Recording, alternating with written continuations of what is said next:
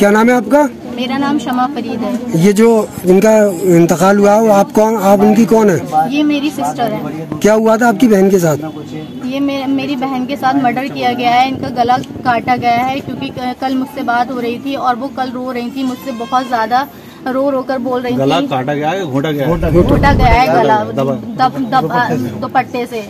फिर मुझसे कह रही थी शमा ये लोग मुझे बहुत परेशान करते हैं और कह रही थी कि जो है मुझसे हमेशा डिमांड करते रहते हैं शमा पैसे ला या अपने वो चीज़ ले ली थी हमसे, जो हमने घर में जो चीज़ दी थी इनको शादी में जो दी थी सोने की, वो सारी चीज़ ले ली थी इन लोगों ने।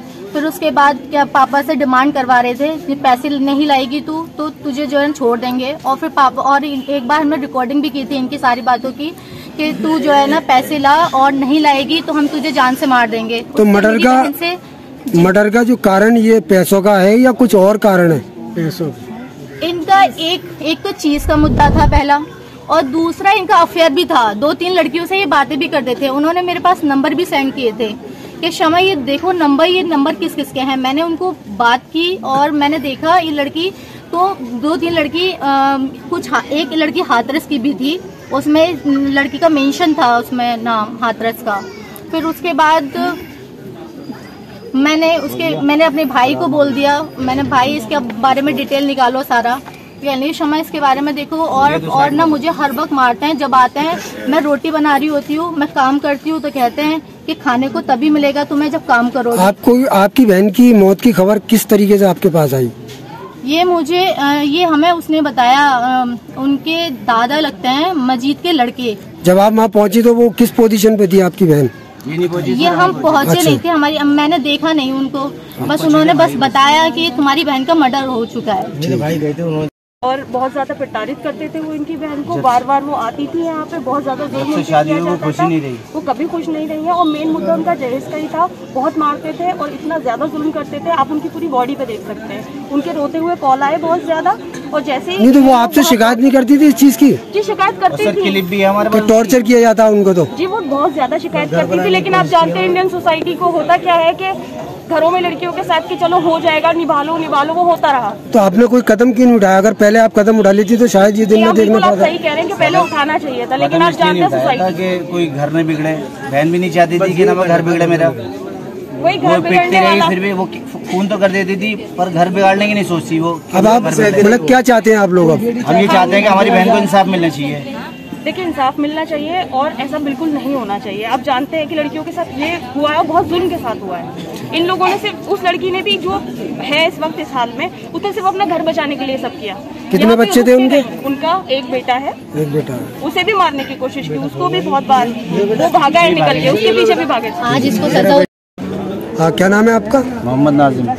क्या हुआ था, क्या मामला हुआ था? कल हम ये 7 बजे बात कर रहे थे अपनी बहन से जिसका इंतकाल हुआ है। छोटी बहन बात कर रही थी। आपकी बहन थी वो? जी हमारी बहन थी। कहाँ पर ब्याही थी? वो हरदोगंज थाना लगता है और बड़ासी गाँव। तो मामला क्या हुआ था? मामला ये हुआ था, उसने बाग खरीदा होगा, उसमें उसको नुकसान हुआ। वो कहने लगा 5.5 लाख रुपए नुकसान हुआ है मुझे। किसने खरीदा था? जो हमारा बहन का हस्बैंड था। अच्छा। बहनोई उसने, तो उसको नुकसान हुआ 5.5 लाख रुपए का। वो बहन से टॉर्चर करता था कि 10 लाख रुपए अपने घर से लिया। मेरा काम भी बंद हो गया और ना मुझे उधारी के ही पैसे देने, तो 10 लाख रुपए ले गया। और हर बात पे मारता था, जैसे कि क्या बुलेट नहीं मिली मुझे मैं बुलेट पर अच्छा लगता हूँ, शादी में बुलेट नहीं मिली। और 1 लाख रुपए दिए उसको हमने, तो वो भी पी गया उसने, वो भी लौटा के नहीं दिए। आगे से फिर और पैसे मांग रहा था, तो इतनी वो तो है नहीं है। और हमारे घर में जो बहन उसको ले जाके देगी, सोने की चीज थी वो भी बेच के खा गया वो। कितनी उम्र थी बहन की? बहन की 38 साल थी। शादी कितने दिन हो गए हुए? वो 21 दिसंबर को हुई थी, तो 2023। तो ये आपको मौत का कारण क्या है? मौत का क्या कारण हुआ?